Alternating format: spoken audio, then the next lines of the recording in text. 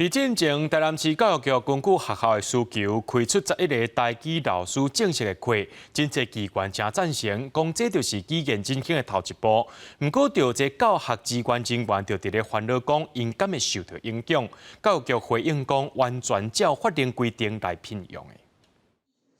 伫教室老师带学生探讨生活化议题，这是台南上侪学生的复兴国中。台语课拢是其他老师咧教，不过下学期就有3位正式台语老师的课，因为对111年开始，本土语言创立起国中小甲高中的必修课程。 教育局盘点学校的需求，专市开11个正式台语老师的课，伫咧国中。 用认证的老师，也是对这个新请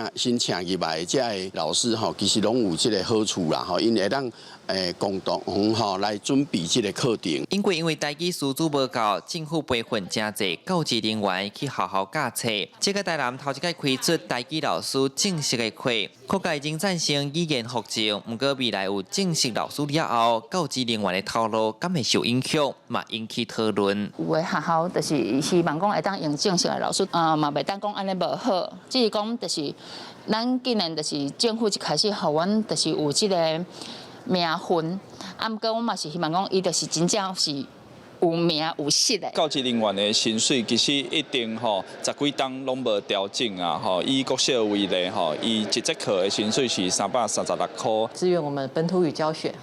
它采取的方式按照我们的聘用办法是以钟点费来计支所以目前不管在整个正式老师或者是教职人员的聘用上面，我们完全按照规定。台语、客语、原住民语甲手语拢是国家语言，目前课拢以台语为主，希望的期待教育局会使开 各种本土语言的教师课，教育局回应未来看学校的需求来增加。记者李成武台南采访报道。